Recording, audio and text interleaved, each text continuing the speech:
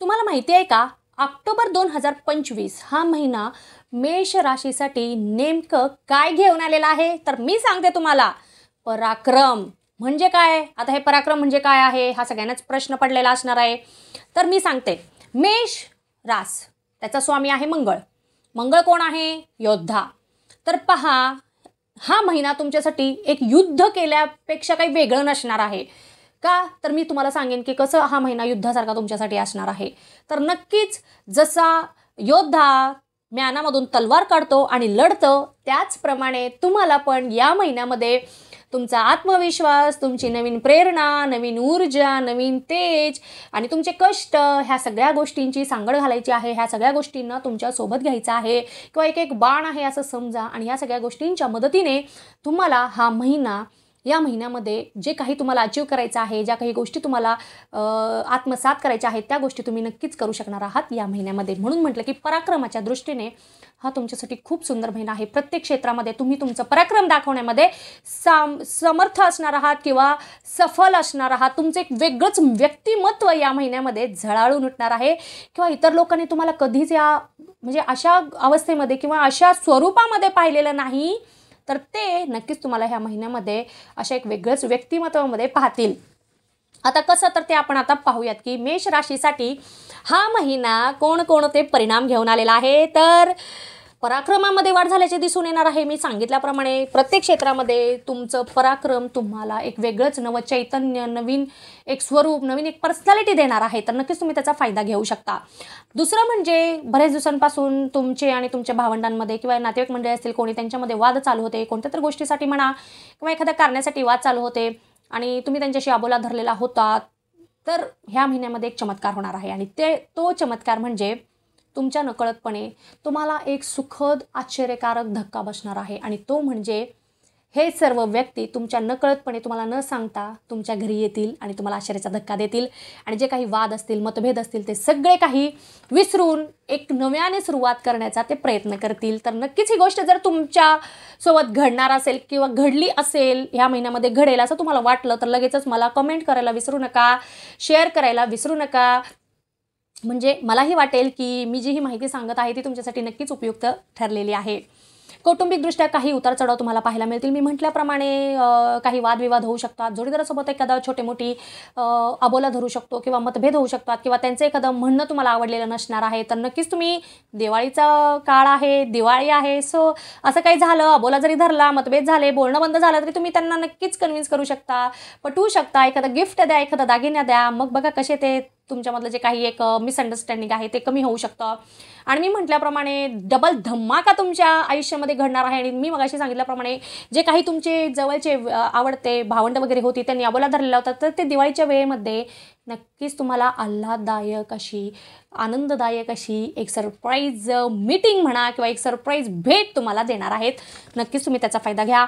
हा महिना पूर्ण 1 ते 31 तारखेपर्यंत पूर्ण महिना हा तुमच्यासाठी नवीनच ऊर्जेने भरलेला असणार आहे. म्हणजे तुम्ही कोणतंही काम करा, मग ते घरातील असो, घराबाहेरील असो, कोणतंही असो, एखाद्या ठिकाणी तुम्ही जा, एखाद्या प्रवासाला तुम्ही जा, प्रत्येक वेळी, प्रत्येक क्षणी तुमच्यामध्ये एक वेगळीच ऊर्जा भरलेली तुम्हाला दिसणार आहे. आता तुम्ही म्हणाल, मेष रास आहे, 7.5चं पहिलं चरण सुरू झालेलं आहे, आम्ही ऑलरेडी थोडेसे भयभीत आहोत की काय होईल काय नाही सांगता येत नाही आहे आणि थोडेसे आत्ताच आरोग्याच्या तक्रारी पण सुरू झालेल्या आहेत. तर भ्यायचं कारण नाही आहे. आपले कर्म चांगले ठेवा. जेवढं आपले कर्म चांगले राहतील तेवढा आपल्याला त्रास कमी होणार आहे. जेवढं तुम्हाला करता येईल तेवढं तुम्ही करा, लोकांना मदत करा, दानपुण्य करा आणि नक्कीच तुम्हाला याचे पॉझिटिव्ह परिणाम पाहायला मिळतील. भिण्याचं कारण नाही आहे. जरी 7.5 चालू असले तरी आपल्या आयुष्यामध्ये जे काही दैनंदिन घटना असतात, घडत असतात, दैनंदिन कार्य असतं ते चालूच असतं. सो अजिबात घाबरू नका. तुमचं कर्म फक्त चांगलं ठेवा.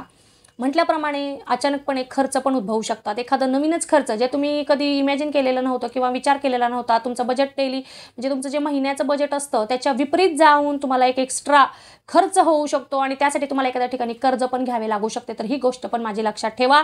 जर गरज असेल तरच खर्च करण्याचा प्रयत्न करा, कारण अचानकपणे काही खर्च तुम्हाला येऊ शकतात. तर इथं थोडंसं आर्थिक बाजूने तुम्ही एक बॅलन्स करण्याचा प्रयत्न करा ह्या महिन्यामध्ये. सगळ्यात महत्त्वाची गोष्ट ह्या महिन्यात होऊ शकते आणि ती म्हणजे आत्मघात किंवा फसवणूक तुमची होऊ शकते. तुम्ही एखाद्यावर विश्वास ठेवून काहीतरी सांगायला जाल तर तिथेच तो व्यक्ती तुमचा फायदा घेऊन तीच गोष्ट तुमच्या विपरीत यूज करू शकतो. हे विसरून चालणार नाही. त्यामुळं कोणालाही सगळ्यात महत्त्वाच्या गोष्टी शेअर करू नका किंवा तुमची जी काही गुपितं असतील, तुमचा व्यवसाय असेल तर व्यवसायातील काही सिक्रेट्स वगैरे असतात त्या पण गोष्टी शेअर करायच्या नाहीत. भले कितीही विश्वासू असू दे. सध्या ह्या महिन्यासाठी तुम्हाला थोडंसं हात आखडते घेण्याची गरज आहे असं मी तुम्हाला सांगेन. सोबतच फसवणूक होण्याची शक्यता म्हणजेच आर्थिक नुकसान होण्याची शक्यता आहे. का तर तुम्ही एखादी नवीन डील करत आहात, एखाद्या नवीन ठिकाणी जर तुम्ही पैसे गुंतवण्याच्या विचारात असाल तर इथं थोडंसं सावध राहा, कारण आर्थिक फसवणूक होण्याची शक्यता आहे. दिवाळी आहे, सो आपल्याला दिवाळीमध्ये वेगवेगळे ऑफर्स वगैरे आपल्याला येऊ शकतात. मग त्याला बळी जाऊन तुम्ही कुठेही पैसे गुंतवण्याचा प्रयत्न कराल तर इथे मी तुम्हाला स्पष्टपणे सांगते की ह्या महिन्यात कुठेही पैसे गुंतवण्याची गरज नाही आहे किंवा आर्थिक व्यवहारापासून थोडंसं दूर राहा. गरज असेल तिथे पैसे खर्च करा तरच तुम्ही या सगळ्यांपासून वाचणार आहात. स्वतःच्या वाणीवर किंवा स्वतःच्या बोलण्यावर थोडासा ताबा ठेवण्याचा प्रयत्न करा. का तर कधी कधी काय होतं, आपल्या फटकळ स्वभावामुळे आपण समोरच्याचा विचार करत नाही आणि मनामध्ये येईल ते गोष्टी बोलून जातो. मग त्यामुळं आपण नकळतपणे समोरच्याचा म्हणजे एक त्यांचा अपमान केल्यासारखा करतो किंवा त्यांना इनडायरेक्टली आपण हानी पोहोचवतो, त्यांना दुःख पोहोचवतो. मग त्याच्यामुळं तुमचं रिलेशन पण बिघडेल. पहिली गोष्ट, तुमचं स्वतःचं नाव खराब होईल. दुसरी गोष्ट, मग इथे ही काळजी घेणं खूपच गरजेचं आहे. म्हटल्याप्रमाणे तुमचे जे कोणी हितशत्रू असतील ते तुम्हाला ह्या महिन्यामध्ये ह्या ना त्या प्रकारे त्रास देण्याचा प्रयत्न करतील, तर इथं थोडंसं तुम्हाला सावध राहावं लागणार आहे. विशेष करून घरामध्ये किंवा कामाच्या ठिकाणी किंवा दुसरीकडे कुठेतरी चोरी होण्याची पण शक्यता इथे दिसत आहे. मग ती तुम्ही चालत असताना किंवा प्रवास करत असताना कधीही कुठेही कशीही होऊ शकते, तर इथं सावध राहणं गरजेचं आहे. जर तुम्ही वडिलोपार्जित संपत्तीसाठी प्रयत्न करत होतात किंवा त्याच्यासाठी कोर्टामध्ये केस वगैरे चालू होती तर तिथं काही अडचणींचा सामोरा तुम्हाला करावा लागू शकतो. सोबतच घरच्यांसोबत वाद असतील तर तिथेही भरपूर काही अडचणी येतील. गोष्टी पहिल्यापेक्षा जास्त बिघडूही शकतील, तर इथं थोडंसं तुम्हाला सावध राहावं लागणार आहे. पोटाचे त्रास तुम्हाला त्रास देतील. अपचनाचा त्रास होऊ शकतो किंवा एखादं पोटदुखीचा त्रास तुम्हाला होऊ शकतो. तर जिथेही जाल, प्रवास कराल किंवा कुठेही समारंभाला वगैरे जर गेलात तर थोडंसं खाण्यावर नियंत्रण ठेवलेलं बरं पडणार आहे. व्यावसायिकांना तर ह्या महिन्यामध्ये आर्थिक लाभ मिळवण्यासाठी जास्त प्रयत्न करावे लागणार आहेत. पाहिजे तितके परिणाम जरी नाही मिळाले तरी नुकसान तर तुमचं होणार नाही आहे. जे कोणी नोकरीमध्ये असतील, नोकरी करणाऱ्यांना हा महिना खूपच छान असा जाणार आहे, कारण तुम्हाला खूप चांगले चांगले अनुभव तुमच्या वाट्याला येतील. म्हटल्याप्रमाणे पराक्रम तुम्ही दाखवणार आहात. मग त्यामुळे तुमचं एक प्रमोशन किंवा एक्स्ट्रा बोनस वगैरे मिळण्याचे चान्सेस इथे खूप दिसत आहेत. ज्या कोणा व्यक्तींना उच्च शिक्षणासाठी जे कोणी प्रयत्न करत असतील, विद्यार्थी वर्ग, त्यांना थोडंसं अडचणींचा सामना करावा लागू शकतो. जर तुम्ही परदेशामध्ये ट्राय करत असाल तर तुम्हाला थोडंसं थांबावं लागणार आहे. लांबचे प्रवास होतील, म्हणजे एखाद्या ठिकाणी तीर्थयात्रेला वगैरे तुम्ही सगळे मिळून जाऊ शकता. बऱ्याच दिवसांपासून तुमचं जर प्लॅन असेल तर नक्कीच इथे तुमचं प्लॅन सक्सेसफुल होणार आहे. विवाह इच्छुकांचे विवाह जुळतील. सगळ्यात सुंदर गोष्ट आहे, विवाह इच्छुकांचं टेन्शन जाणार आहे. जे कोणी रिलेशनशिपमध्ये असतील ना, तर तुमच्या रिलेशनशिपमध्ये तुम्हाला तुमच्या जोडीदारासोबत काही गोष्टींमध्ये मतभेद होऊ शकतात. काही अडचणींचा सामना तुम्हाला करावा लागू शकतो.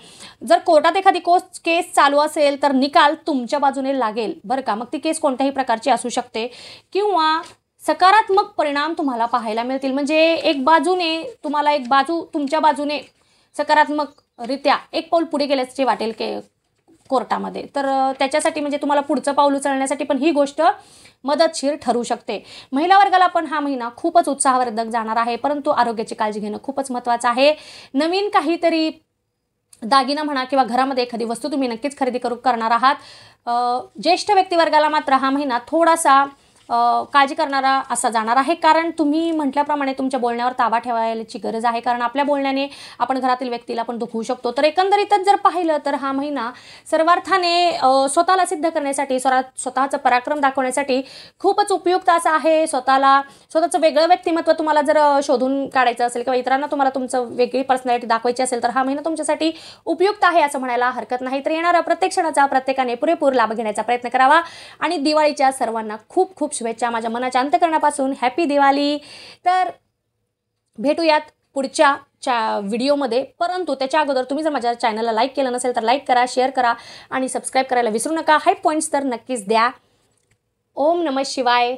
हर हर महादेव.